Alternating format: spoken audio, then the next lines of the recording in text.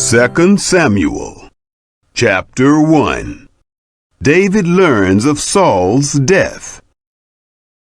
It happened after the death of Saul, when David was returned from the slaughter of the Amalekites, and David had stayed 2 days in Ziklag. It happened on the 3rd day that, behold, a man came out of the camp from Saul, with his clothes torn, and earth on his head. And so it was, when he came to David, that he fell to the earth and did obeisance. David said to him, "Where do you come from?" He said to him, "I have escaped out of the camp of Israel." David said to him, "How did it go? Please tell me." He answered, "The people have fled from the battle, and many of the people also have fallen and are dead. And Saul and Jonathan his son are dead also." David said to the young man who told him, "How do you know that Saul and Jonathan his son are dead?" The young man who told him said, "As I happened by chance on Mount Gilboa, behold, Saul was leaning on his spear, and behold, the chariots and the horsemen followed hard after him. When he looked behind him, he saw me and called to me. I answered, 'Here I am.' He said to me, 'Who are you?' I answered him, 'I am an Amalekite.' He said to me, 'Please stand beside me and kill me, for anguish has taken hold of me, because my life is yet whole in me.' So I stood beside him and killed him, because I was sure that he could not live after he had fallen. I took the crown that was on his head and the bracelet that was on his arm, and have brought them here to my lord." Then David took hold on his clothes and tore them, and likewise all the men who were with him. They mourned and wept and fasted until evening, for Saul, and for Jonathan his son, and for the people of Yahweh, and for the house of Israel, because they were fallen by the sword.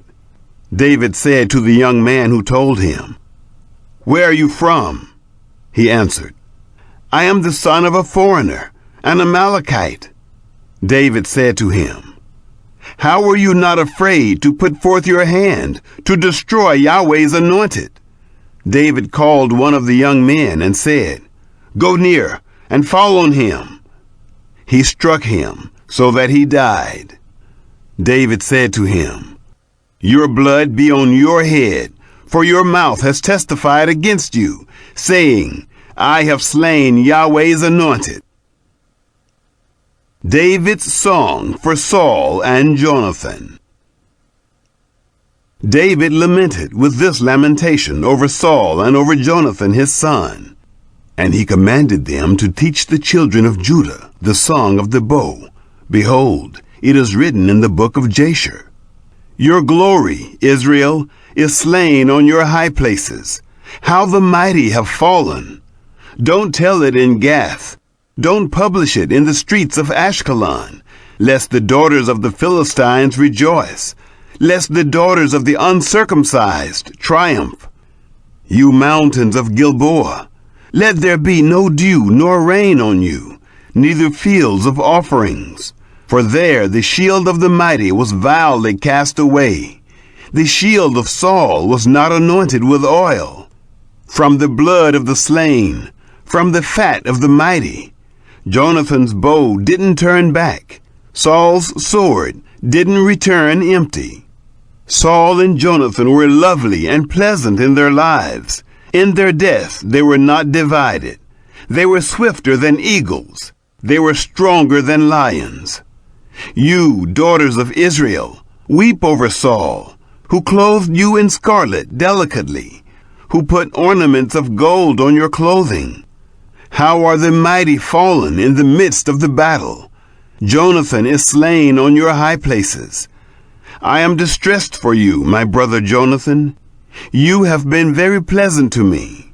Your love to me was wonderful, passing the love of women. How are the mighty fallen, and the weapons of war perished." Chapter 2. David anointed king of Judah.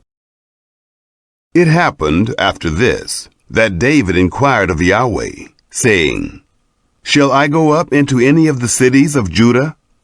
Yahweh said to him, Go up. David said, Where shall I go up?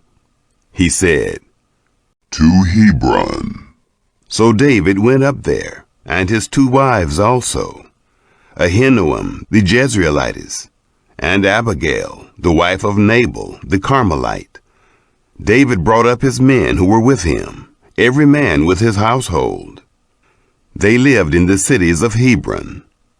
The men of Judah came, and there they anointed David king over the house of Judah.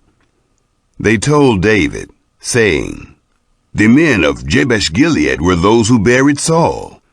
David sent messengers to the men of Jabesh-Gilead, and said to them, Blessed are you by Yahweh, that you have shown this kindness to your Lord, even to Saul, and have buried him. Now may Yahweh show loving kindness and truth to you. I also will reward you for this kindness, because you have done this thing. Now therefore, let your hands be strong, and be valiant. For Saul your Lord is dead, and also the house of Judah have anointed me king over them. Ishbosheth made king of Israel. Now Abner, the son of Ner, captain of Saul's army, had taken Ishbosheth, the son of Saul, and brought him over to Mahanaim. And he made him king over Gilead, and over the Asherites, and over Jezreel, and over Ephraim, and over Benjamin, and over all Israel. Ishbosheth, Saul's son, was 40 years old when he began to reign over Israel, and he reigned 2 years. But the house of Judah followed David. The time that David was king in Hebron over the house of Judah was 7 years and 6 months. Civil war between Abner and Joab. Abner, the son of Ner, and the servants of Ishbosheth, the son of Saul, went out from Mahanaim to Gibeon. Joab, the son of Zeruiah, and the servants of David went out, and met them by the pool of Gibeon. And they sat down, the one on the one side of the pool, and the other on the other side of the pool. Abner said to Joab, Please, let the young men arise and play before us. Joab said, Let them arise. Then they arose and went over by number, 12 for Benjamin, and for Ishbosheth the son of Saul, and 12 of the servants of David. They caught every one his fellow by the head, and thrust his sword in his fellow's side. So they fell down together. Therefore that place was called Helkath-Hazurim, which is in Gibeon. The battle was very severe that day, and Abner was beaten, and the men of Israel, before the servants of David.